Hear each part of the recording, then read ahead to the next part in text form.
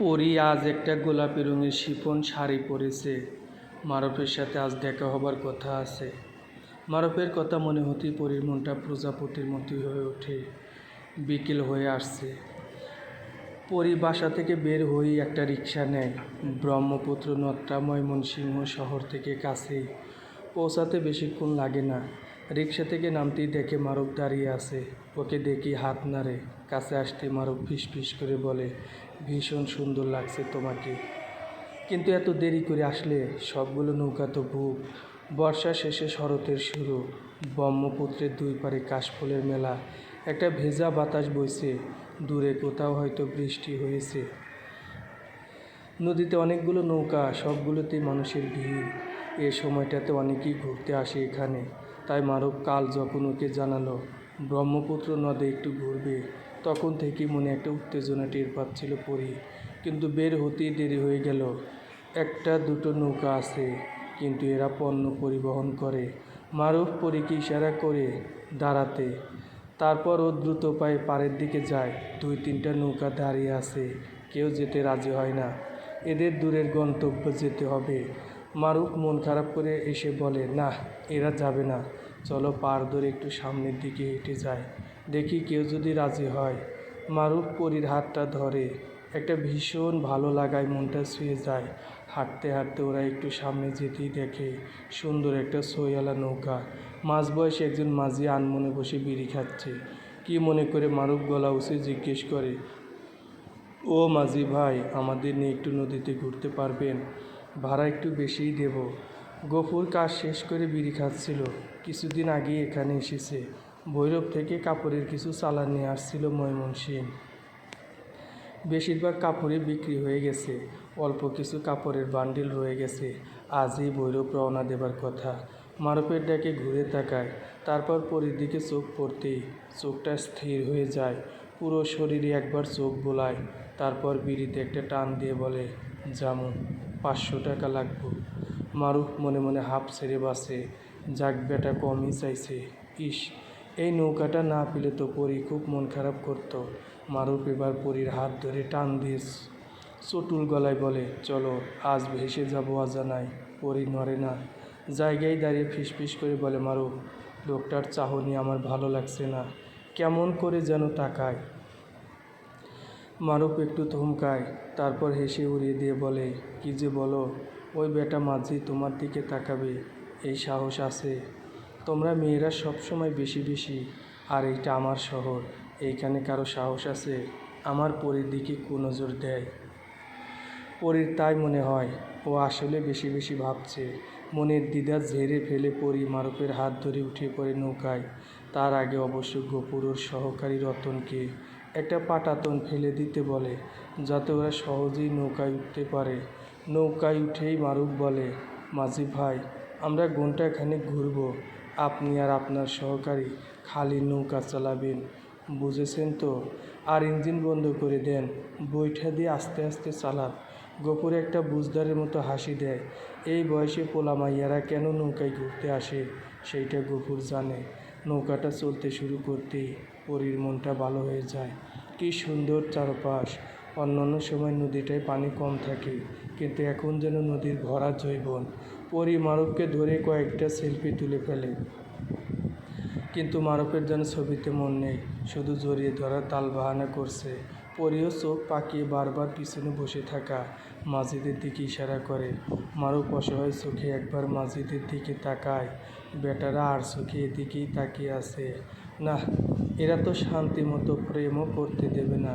কি মনে হতে মারুফ এবার পরীকে নিয়ে নৌকার অন্য প্রান্তে চলে যায়। তারপর একটু উঁচু হয়ে দু হাতে ভর দিয়ে নৌকার ছয়ের উপর উঠে পড়ে। পরী বাচ্চাদের মতো আবদার করে, আমি উঠব। ইস, উপরে তো অনেক মজা হবে, প্লিজ আমাকে উঠাও। মারুফ দুষ্ট একটা হাসি হেসে লাফ দিয়ে নামে। তারপর হঠাৎ করে পরীকে দু হাতে শূন্যে তুলে ধরে ছয়ের উপর বসিয়ে দেয়। ঘটনার আকস্মিকতায় পরী লজ্জায় লাল হয়ে যায়। মারুফ এবার ওর পাশে উঠে বসতেই পরী ওর গা ঘেঁষে বসে। একটা মিষ্টি ঘ্রাণ পায় মারুফ পরীর চুলের। উপরে উঠে বসাতে এখন আরও সুন্দর লাগছে চারপাশ। মারুফ কয়েকটা সেলফি তোলে। পরিও ওর মোবাইলটা বের করে সেলফি তুলতে যেতেই মুখটা একটু বিরক্তিতে ভরে যায়। পিছনের মাঝবয়সী মাঝিটা এদিকেই তাকিয়ে আছে। পাত্তা না দিয়ে কয়েকটা ছবি তুলে পড়ি, তারপর মারুফকে জড়িয়ে ধরে বসে গুনগুন করে গান গাইতে থাকে। গোপরের চোখটা বারবার মেয়েটার উপর চলে যাচ্ছিল। পাতলা শাড়ি পরেছে মেয়েটা, শরীরের ভাঁজ বোঝা যায়। শাড়ির ফাঁক ফোকর দিয়ে মাঝে মাঝে শরীর দেখা যাচ্ছে। একটা শিহরণ টের পায় গফুর। পিছন থেকে লোলুপ দৃষ্টিতে মেয়েটার দিকে তাকিয়ে থাকে গফুর। মনের ভিতর পুরনো একটা সাপ যেন মাথা চারা দিয়ে উঠতে থাকে। পরি বারবার তাড়া দিচ্ছে ফিরে যাবার জন্য। সন্ধ্যা প্রায় হয়ে এলো, মারুফ যেন শুনছেই না, বারবার বলছে আর একটু থাকি। আসলে পরীকে এমন করে কাছে পাওয়া হয়নি আগে, তাই ছাড়তে মনই চাচ্ছে না। কিন্তু মাগরিবের আজানটা পড়তেই মারুফের হুঁশ ফেরে। চারদিকটা কেমন নিরিবিলি হয়ে পড়েছে, আশেপাশে কোনো নৌকাও দেখা যাচ্ছে না। মারুফ পিছন ঘুরে মাঝিকে বলে নৌকা ঘুরিয়ে ওদের পাড়ে নামিয়ে দিতে। অনেকটা দূর চলে আসছে ওরা। গফুর এবার হাতের বৈঠাটা রেখে রতনকে বলে ইঞ্জিন স্টার্ট দিতে। ইঞ্জিন স্টার্ট হতেই গফুর ধীরে ধীরে নৌকাটা ঘুরিয়ে নেয়, তারপর সামনে এগিয়ে যেতে থাকে। গফুর আর চোখে দেখে ছেলেটা মেয়েটার মুখ কাছে টেনে নিচ্ছে। কী যেন হয় গফুরের ভিতর, ঘোর লাগা চোখে তাকিয়ে থাকে। তারপর হঠাৎ করেই উঠে দাঁড়ায়, ইশারায় ওর সহকারী রতনকে বলে নৌকার হাল ধরতে। রতন বুঝতে পারে না ওস্তাদের হঠাৎ কী হইল। গফুর নৌকার পাটাতনের উপর রাখা লম্বা একটা বাঁশ আলগোছে তুলে নিয়ে পা টিপে টিপে ছয়ের কাছে আসে। ছেলেটার কোনো হুঁশই নাই পিছনের দিকে। গফুর এবার বাঁশটা দিয়ে সজোরে ছেলেটার মাথায় বাড়ি দিতে একটা ভোঁতা শব্দ হয়। কাত হয়ে ছেলেটা নদীতে পড়ে যায়। একটা আর্তচিৎকার বের হয়ে আসে পরীর মুখ থেকে। মারুফ হঠাৎ করেই নদীতে পড়ে গেল। ও তো সাঁতার পারে না। ভয়ে আর তো চোখে দেখে সেই মাঝবয়সী মাঝিটার হাতে একটা লম্বা বাঁশ, চোখে হিংস্র দৃষ্টি। পরে কিছু বুঝে ওঠার আগেই লোকটা এক লাফে ছয়ের উপর উঠে বসে। হিংস্র সাপুদের মতো পরীর কাছে এসে হ্যাঁচকা টানে ওকে নিচে নামিয়ে ফেলে। তারপর এক টানে ছয়ের ভিতরে নিয়ে ফেলে। পরী এত বেশি ভয় পেয়েছে যে ওর হাতে পায়ে যেন কোনো শক্তিই নেই, কেমন একটা অবশ হয়ে আছে। ভয়ের চোটে মুখ দিয়ে শব্দ বের হচ্ছে না। বিস্ফোরিত চোখে তাকিয়ে দেখে লোকটা একটা বিশ্রী হাসি হেসে ওর দিকে এগিয়ে আসছে। পরীর শুধু মনে হয় মারুফকে এতক্ষণে নদীতে তলিয়ে গেছে। মারুফ মরে গেলে ওর তো বেঁচে থাকার কোনো মানেই হয় না। রতন হতবাক হয়ে ওস্তাদের কাজ দেখছিল এতক্ষণ। লোকটা এমন নিষ্ঠুর আগে বোঝেনি। ছয়ের ভিতরে কী হচ্ছে বুঝতে পারে রতন। কেমন একটা আনন্দ হয় ওর। কিছুক্ষণ পর গফুর যখন ছয়ের ভিতর থেকে বের হয়ে আসে, তখন কেমন একটা ঘোর লাগা চোখে রতনের দিকে তাকিয়ে বলে যা তুইও একটু ফুর্তি কইরা আয়। রতন আর কথা বাড়ায় না, নৌকার হালটা ওস্তাদকে বুঝিয়ে দিয়েই দ্রুত ছয়ের ভিতরে চলে আসে। ভিতরে ঢুকতেই দেখে মেয়েটার এলোমেলো শরীর। রতনের মাথা খারাপ হয়ে যায়। তখনই মেয়েটার উপর ঝাঁপিয়ে পড়তে যেতেই হঠাৎ করে ও থেমে যায়। কী যেন একটা জিনিস অস্বাভাবিক লাগছে। মেয়েটার চোখ দুইটা বড় বড় করে উপরের দিকে তাকিয়ে আছে। বুকে নিঃশ্বাসের কোনো ওঠানামা নেই। রতন এবার ভয় পায়। একটা হাত দিয়ে মেয়েটার নাকের কাছে ধরে নিঃশ্বাস পড়ছে না। মেয়েটার গলায় হাত চেপে বসার চিহ্ন। রতন ছিটকে পাশে সরে আসে। মাইয়াটা তো মইরা গেছে। একটা ভয় গ্রাস করে এবার রতনকে। কোনো মতে ছয়ের ভিতর থেকে বের হয়ে তোতলানো গলায় বলে ওস্তাদ মাইয়াটা তো মইরা গেছে। গফুর একটা ঘোর লাগা চোখে তাকিয়ে থাকে। তারপর ভাবলেশীন গলায় বলে রাইত বারো লাশটা নদীতে ফালাইয়া দিব। তখন তুই এক কাজ কর, মাইয়াটারে কাপড় দিয়ে ঢাইকা রাখ আর ছয়ের পর্দাটা টাইনা দে ভালো কইরা। রতন আর কথা বাড়ায় না, ভাবে কি ভয়ঙ্কর মানুষ ওর এই গফুর ওস্তাদ। কী যে এক পেছে পড়ল ও। রতন এবার ছয়ের ভিতরে ঢুকে মেয়েটার একটা কাপড় দিয়ে ঢেকে দেয়। ছয়ের পর্দাটা টেনে দিয়ে বের হয়ে যেতেই মেয়েটার ব্যাগের দিকে নজর পড়ে। দ্রুত হাতে ব্যাগটা খোলে। ভিতরে কিছু টাকা আছে। পকেটে ভরে নেয় রতন। হঠাৎ একটা কথা মনে হয়, মাইয়াটার মোবাইলটা কই। খুঁজতে খুঁজতে নৌকার শেষ মাথায় পাটাতনের উপর মোবাইলটা পেয়ে যায়। দামি মোবাইল। রতন মোবাইলটা বন্ধ করে প্যান্টের পকেটে ঢুকাইয়া ফেলে। ওস্তাদ রে বলা যাবে না।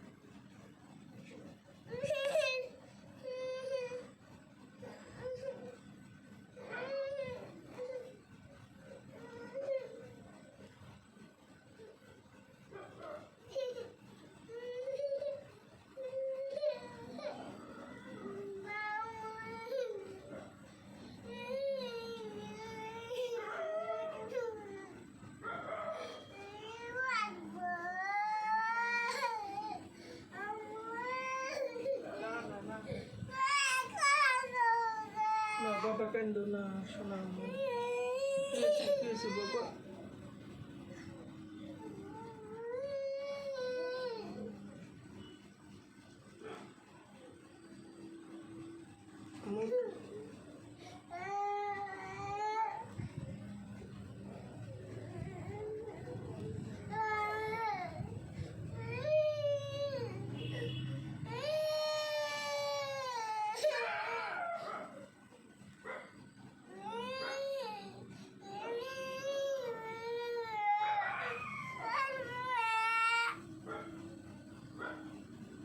কেন্দো না।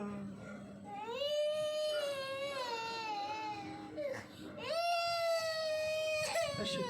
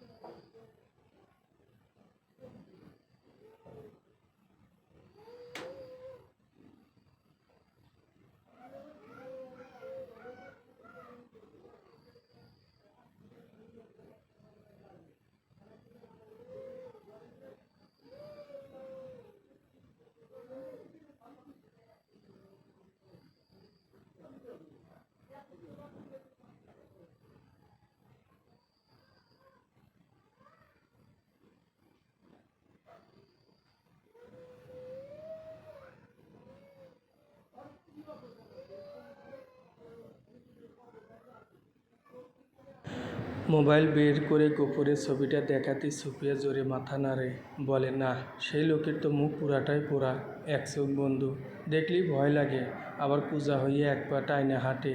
নার্স সুফিয়ার শেষ কথাটাই রাহাতের দম বন্ধ হয়ে আসে। এটা গফুর, তার মানে ওর মুখ পুড়ে গেছে, তাই এখানে ভর্তি ছিল। ইস, আজকেই চলে গেল। রাহাত এবার দ্রুত জিজ্ঞেস করে, আচ্ছা, যার কথা বললেন তার নাম ঠিকানা দরকার। এই লোকই আপনার মোবাইল চুরি করেছে, আমি আপনার মোবাইল উদ্ধার করে দেব। সুফিয়ার চোখটা আশায় চকচক করে ওঠে, বলে, স্যার, তার নাম আবু নসর, করাইল বস্তিতে থাকে। রাহাত একটু হতাশ হয়, বলে, কোনো ফোন নাম্বার নাই? কে এই রুগীকে নিয়ে আসছিল? সুফিয়া এবার ভর্তির ফর্মটা দেখে বলে, স্যার, পাইছি, হাফসা নামে এক মহিলা আসছিল, এই যে তার নাম্বার। রাহাত চেপে রাখা নিঃশ্বাসটা ছাড়ে, ফোন নাম্বারটা সেভ করে বলে, আপনি কিন্তু ভুলেও কাউকে কিছু বললেন না, তাইলে আর মোবাইল ফিরে পাবেন না। সুফিয়া কথা দেয় ও কাউকে কিছু বলবে না। হাফসা আজ ফার্মের মুরগি রাঁধছে, বহুদিন পর নসর ভাই ফিরে আসছে। রাতে খেতে বসে আবু নসর ওরফে গফুর বলে, আপনি না থাকলে আমি বাঁচতাম না। হাফসা মুখটা মুছে বলে, ভাই, আমার স্বামী নাই, আপনি আমার পোলাটার বিপদে যা করলেন, আমি মুখ ফিরাই নেই কেমনে?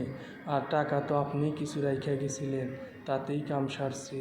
গফুর খাওয়া শেষ করে তৃপ্তির ঢেকুর তুলে বলে, আমি কাল থেকেই ব্যবসার ধান্দায় নামবো।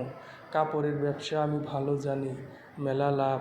হাফসার চোখ চকচক করে ওঠে, ভাই, আমি কিছু টেহা তুলছিলাম একটা এনজিও থেকে, আপনি চাইলে আপনার ব্যবসায় খাটাইতাম।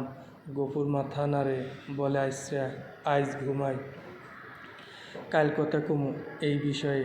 রাতে গফুর ঘুমাতে যে পোড়া মুখটা একটু হাত বোলাতে বোলাতে হঠাৎ একটা কথা ভাবে। কাছের মানুষের মধ্যে হাফসা ওর আগের চেহারা আর নতুন চেহারা দুইটাই একসাথে বেশি দেখেছে। হাফসারে যদি কোনোদিন পুলিশ আগের ছবি দেখায়, তাহলে ও নিশ্চিত করে বলতে পারে যে আবু নসর আর গফুর একই মানুষ। ভাবতে ভাবতে গফুর সিদ্ধান্তটা নিয়ে নেয়, সাথে আরেকটা প্ল্যান করে, হাফসার টাকাগুলাও নিয়ে নিতে হইব, আবার নতুন করে নাও কিনব, আবার আগের অভিযানে ফেরত যাইব। একটা শিহরণ খেলে যায় গফুরের মনে। হাফসা অঘরে ঘুমাচ্ছিল। আজ সারাদিন অনেক খাটাখাটুনি গেছে। হঠাৎ বুকের উপর চাপ অনুভব করে চিল্লান দিতে যেয়ে দেখে কে যেন মুখটা শক্ত করে ধরে রাখছে, গলায় ছুরি ধরা। আবু নসর ফিসফিস করে বলে, চুপ, শব্দ করলে তুইও মরবি, তোর পোলাও মরবো, টাকা গুলান কই? পাশে শুয়ে থাকা হাসুর কথা মনে হতে হাফসা একদম চুপ হয়ে যায়। বালিশের নিচ থেকে টাকাটা বের করতেই গফুর ছো মেরে নিয়ে নেয়। তারপর হাফসারে এক টান দিয়ে রুমের এক কোণে নিয়ে নেয়। পুরনো নেশাটা আবার জেগে উঠেছে। রাহাতের কপালে বিন্দু বিন্দু ঘাম হচ্ছে। অনেক দেরি হয়ে গেল হাফসার রুম দুইটায় খুঁজে পেতে। পুলিশের একটা চৌকস টিম আছে ওর সাথে। বস্তির একজন পথ দেখিয়ে নিয়ে এসেছে। হাফসার পাশেই থাকে এমন একজন বলে, এই রুমটায় নতুন ভাড়াটিয়া লোকটা থাকে। রাহাত অ্যাকশন। টিমটাকে ইশারা করতেই এক লাথি মেরে দরজা ভেঙে ভিতরে ঢুকে টর্চের জোরালো আলো পড়তেই রাহাত বিস্ময়ের সাথে খেয়াল করে ঘরে কেউ নেই। ভীষণ বোকা লাগে নিজেকে, আবার পালিয়ে গেল। হঠাৎ কি একটা মনে হতে রাহাত দ্রুত নির্দেশ দেয় হাফসার রুমে ঢোকার জন্য। রাহাতের অজানা আশঙ্কায় বুক কাঁপছে, পশুটা আবার আরেকটা ঘটনা ঘটিয়ে ফেলল না তো? হাফসার ঘরের দরজাটা এক ধাক্কায় খুলতেই ভিতর থেকে একটা ফ্যাঁসফেঁসে গলা শোনা যায়, ঘরের ভিতরে কেউ ঢুকলেই বাচ্চা খুন হইয়া যাইব, সাবধান। ভিতর থেকে হাফসার আর্ত গলা পাওয়া যায়। অনুনয় করে বলে, পুলিশ ভাই, পশুটা আমার পোলার গলায় ছুরি ধরছে, আপনারা দয়া করে চইলা যান। রাহাত থমকে যায়। ভিতরে একটা বাচ্চা আছে, এটা খেয়াল ছিল না। এখন কি করা যায়? গফুর যেমন পশু, ও যে কোনো কাজ করে ফেলতে পারে। না, বাচ্চাটাকে বাঁচাতে হবে। ঝড়ের বেগে রাহাতের মাথায় চিন্তা চলতে থাকে। হঠাৎ একটা কথা মনে হতে একটু পিছনে সে গফুরের প্রাক্তন স্ত্রী কুলসুমকে ফোন দেয়। তারপর কিছু কথা বুঝিয়ে বলে। এরপর রাহাত ফোনটা লাউড স্পিকারে দিতেই কুলসুমের গলা শোনা যায়, গফুর, আর পাপ কইরো না, বাচ্চাটারে ছাইরা দাও। গফুর হিংস্র দৃষ্টিতে দরজার দিকে লক্ষ্য রাখছিল।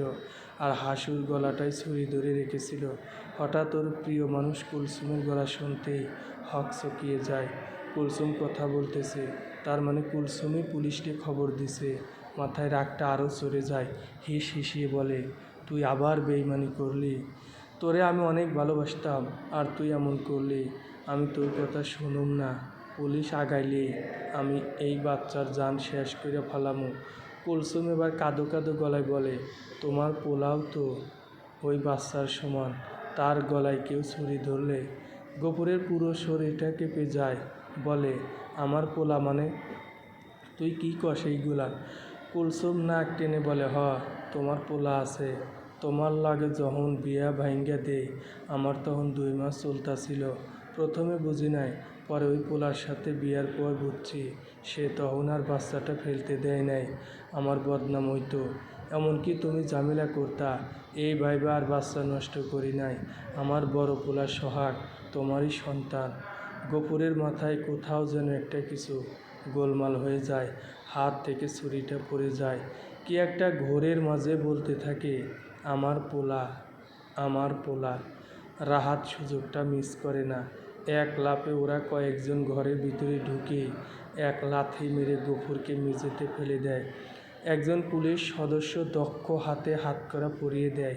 হাসু এক দৌড়ে মায়ের কোলে ঝাঁপিয়ে পড়তে হাফসা যক্ষের ধনের মতো শক্ত করে ধরে রাখে। গফুর তখনও বিড়বিড় করে বলছে, আমার পোলা। রাহাত অবাক হয়ে পশুটার দিকে তাকিয়ে থাকে। একটা শব্দ কি ম্যাজিকের মতো কাজ করেছে। পরদিন সকালে দেশের সব কয়টা দৈনিক পত্রিকায় গফুর ধরা পড়ার সংবাদটা প্রথম পাতায় ছাপে।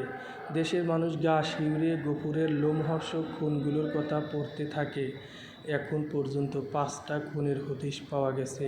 তবে পুলিশের ধারণা, নদীতে যেসব মেয়ের লাশ পাওয়া গেছে তাদের কেসগুলো আরেকবার তদন্ত করে দেখা হলে গফুরের আরও খুনের রহস্য উন্মোচন হবে। ত্রিশালের ওসি মনোরঞ্জন, ময়মনসিংহের ওসি শাহাবুদ্দিনের ছবিও ছাপা হয়, আর রাহাতের ছবি তো বড় করেই ছাপা হয়। সেই সাথে তার বুদ্ধিমত্তার ভূয়সী প্রশংসা করা হয়। পাশাপাশি কর্তৃপক্ষ আসামির কঠিন দৃষ্টান্তমূলক বিচারের আশ্বাস দেন। সেদিন রাতে রাহাত অনেক দিন পর আরাম করে রাতের খাবার খাচ্ছিল। তখন করবি জিজ্ঞেস করে, আচ্ছা, একটা কৌতূহল ছিল, কুলসুমের বড় ছেলেটা কি আসলেই গফুরের ছেলে? রাহাত মৃদু হেসে বলে, না, এটা আমি কুলসুমকে শিখিয়ে দিয়েছিলাম। হঠাৎ করেই মনে হলো গফুর যতই পাষাণ হোক, ওকে যদি বলা হয় ওর ছেলে আছে, তাতে একটু হলেও ও অন্যমনস্ক হবে। আর আমরা সেই সুযোগটা নিয়েই ওকে গ্রেফতার করেছি। করবি একটা স্বস্তির নিঃশ্বাস ফেলে ভাবে, যাক, একটা নর পশু তো পৃথিবী থেকে কমলো। কত মেয়ের যে জীবন নিয়েছে এই ভয়ঙ্কর খুনি মানুষের অগোচরে। আরও যে এমন পশু লুকিয়ে নেই তা কে বলবে? অবশ্য রাহাতের মতো কিছু বুদ্ধিমান পুলিশ অফিসারও আছে যাদের সতর্ক চোখে এরা ধরা পড়বেই। সেদিন বহুদিন পর করবি রাহাতের বুকের ভিতর পরম নিরাপদে একটা শান্তির ঘুম দেয়। আর এদিকে গাজীপুরের কাশিমপুর কারাগারের ভিতর একটা আধবোঝা চোখ, কুঁচকানো চামড়ার মুখ একটু কুঁজো হয়ে পায়চারি করছে। ভাবছে এখান থেকে কি করে পালানো যায়। একটা সুযোগ যদি পায় তাহলে ও কুলসুমকে খুন করবে। কারণ পরে ও জেনেছে সেদিন রাতে কুলসুম ছেলের ব্যাপারে ওকে মিথ্যা বলেছে। আর তাতেই তো পুলিশ অত সহজে ওরে ধরে ফেলতে পারল। কারাগারে রাতের অন্ধকারে প্রতিশোধের আগুনে গফুরের আধবোঝা চোখ জ্বল জ্বল করতে থাকে। মনে মনে প্রতিজ্ঞা করে, প্রথম সুযোগেই ও পালাবে, কুলসুমকে যমুনা নদীতে পূর্ণিমার রাতে খুন করবে। সমাপ্ত।